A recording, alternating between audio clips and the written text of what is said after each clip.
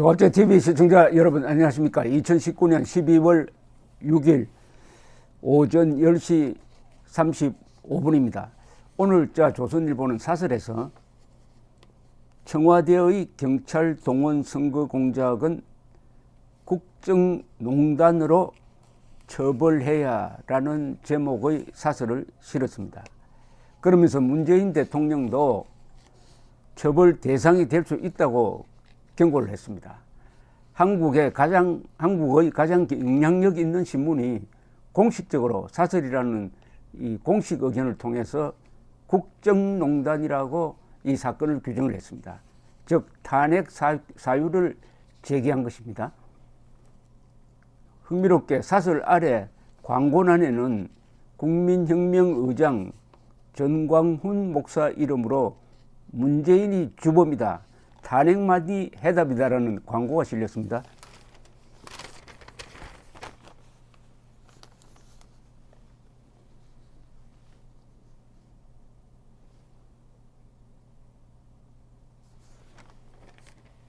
이걸 부창부수라 그럽니까? 사설과 광고가 딱 일맥상통합니다. 사설은 먼저 이번 울산시장 낙선 공작의 개요를 이렇게 정리했는데, 청와대와 여당과 경찰이 유기적으로 협력한 최고 수준의 부정선거 공작이라고 했습니다. 이렇게 요약을 했습니다. 청와대가 지난 지방선거 때 경찰을 동원하여 선거에 조직적으로 개입하는 공작을 벌였다는 의혹이 사실로 확인됐다. 이제 사실이 확인됐다는 겁니다. 의혹이라고도 하지 않아요. 선거를 앞두고 야당 울산시장 비위 의혹을 청와대에 전달한 인물은 송철호 현 울산시장의 측근으로 밝혀졌다. 여당 후보 측이 야당 후보 비리 첩보를 청와대에 넘기자 청와대가 이를 경찰에 내려보냈고, 경찰은 야당 후보가 공천받는 날 사무실을 덮쳐 선거를 망치게 만들었다. 야당 후보가 낙선한 뒤 비리 첩보는 모두 무혐의가 되었다. 첩보를 청와대에 보낸 사람은 정부 요청에 따른 것이라고 했다. 그러니까 정권이 정권적 부정선거를 의미하는 거죠. 정부 요청에 따라서 비리 첩보를 보냈다고 했으니까 이것은 어느 한 군데서만 이루어진 게 아닐 가능성이 있다는 이야기죠. 이 공작 과정에 문재인 대통령의 최측근인 백원우 민정비서관과 김경수 경남지사의 고교 동문 행정관 등이 관여했다. 민정비서관실의 백원우 별동대는 울산에 내려가 수사를 챙겼고, 경찰은 청와대에 수시로 상황을 보고했다. 경찰이 왜 청와대로 보고를 합니까? 검찰에 보고를 해야 되죠. 수사 지휘를 하는. 민주당 의원은 국회에서 야당 시장 의혹을 제보받았다며, 민주당 의원 중에 한 사람이 이렇게 했습니다. 문건을 흔들며 수사를 촉구했다.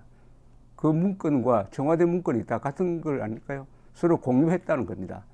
그러니까 정권과 청와대가 경찰이 절대로 공조할 수 없는 관계인데 공조를 했다는 겁니다. 공무원의 선거 부정 개입이죠. 말하자면 민주국가에서 제일 엄중하게 처벌해야 될 게 공무원이 선거에 개입하는 겁니다. 헌법 제7조 모든 공무원은 국민 전체에 대한 봉사자이며 정치적 중립은 보장받는다라고 되어 있어요. 보장받는 정치적 중립 권한을 스스로 내팽개쳐버리고 특정 정파 후보를 위해서 뛰었다. 그런 과정에서 희생양을 만들기 위해서 억울한 사람을 감옥에 보내려고 했다. 최악 중에 최악입니다. 짜고 친 선거 공작이 전방위로 벌어진 것이다. 이 정권 사람들은 지난 정권이 국민이 한시적으로 빌려준 권력을 자의적으로 행사하고 남용했다면서 국정농단이라고 했다. 그러나 지금 청와대가 벌인 선거 공작은 그 몇 배 엄중한 국정농단이다. 자, 이렇게 이제 국정농단으로 규정을 했습니다. 이 성격을. 청와대 여당 경찰이 유기적으로 협력해가지고 억울한 사람을 만들어가지고 라이벌 후보를 낙선시키기 위한 공작에 과연 문재인 대통령 몰랐느냐, 양해하에서 한 거냐, 지시해서 한 거냐, 이게 이제 앞으로 밝혀져야 되겠죠. 그것은 윤석열 검찰의 임무입니다. 조선일보는 이어서 청와대 비서관 혼자서 이런 정치 공작을 할 수 없다. 선거 공작으로 당선된 민주당 소속 울산시장은 대통령과 30년 이상 친분이 있는 사람이다. 대통령 그의 당선을 가장 큰 소원이라고 했다. 이런 대통령의 꿈을 이루기 위하여 정권 차원의 기획이 이루어졌다고 볼 수밖에 없다면서 울산 이외에도 광범한 선거 부정이 일어났을 가능성을 조선일보는 제기했습니다. 경남, 창원, 양산, 사천 등도 야당 시장 후보에 대한 경찰의 수사가 벌어졌고 당시 수사받을까 보아 겁난다면서 공천을 포기한 야당 후보들도 있었다는 점을 지적했습니다. 조선일보는 이어서 전 정권 대 국가정보원 요원들이 대선을 앞두고 인터넷 등에 댓글을 달았다고 엄중한 처벌을 받았고 감옥에 갔습니다. 국정원장까지 감옥에 갔습니다. 정보 담당 경찰은 총선을 앞두고 여론 수집을 했다고 무더기로 기소됐다면서 1987년 민주화 이후 6.25 선언이죠. 부정선거 시비가 없었던 것은 아니지만 이처럼 정권에 의한 노골적인 선거 공작은 없었다고 단정했습니다. 87년 이후 같으면 32년이네요. 지난 한 세대의 최악의 부정선거가 민주투사라고 하는 이 문재인 정권에 의해서 이루어졌다. 그 민주주의가 뭐냐 묻게 됩니다. 이 민주투사 하는 사람들한테 질문을 딱 하나만 하면은 이게 가짜인지 진짜인지 알게 됩니다. 당신 공산당과 싸운 적이 있어요? 라고 물어야 합니다. 싸운 적이 없다고 하면은 당신이 말하는 민주주의는 가짜다라고 해야 됩니다. 왜냐?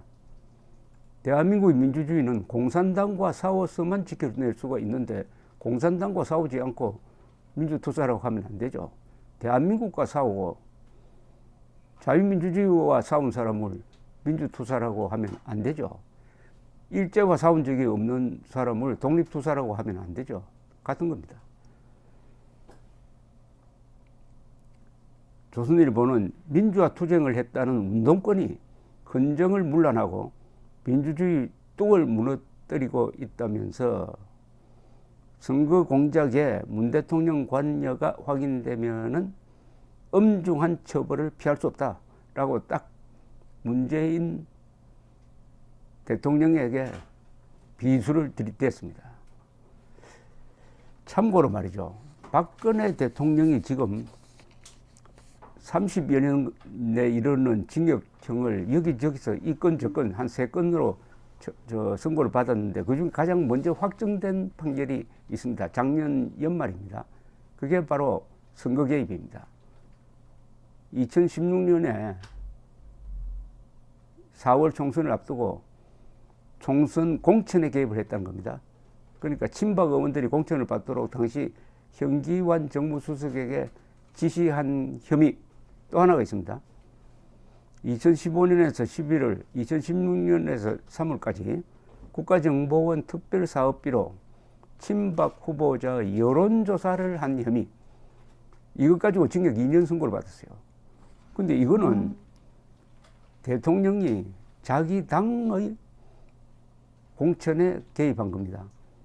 이것하고 경찰을 시켜가지고 억울한 사람을 감옥에 보내려고 하는 무리한 수사를 통해서 야당 후보를 낙선시킨 것하고는 그 질적으로 양적으로 비교가 안 됩니다.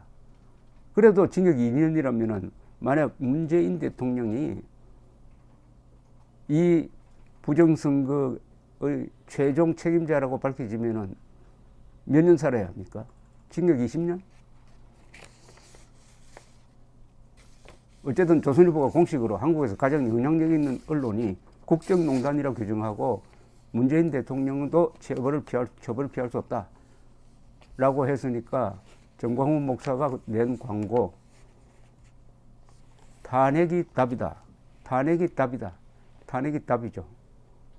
탄핵이 답입니다. 그러나 지금 의석수로는 탄핵이 불가능합니다. 그럼 내년 총선에 문재인 탄핵이 가능한 의석수를 확보하고 그것을 국민에게 호소해가지고 내년 총선의 가장 큰 주제를 문재인 탄핵으로 삼아야 한다는 게 저의 생각입니다. 감사합니다.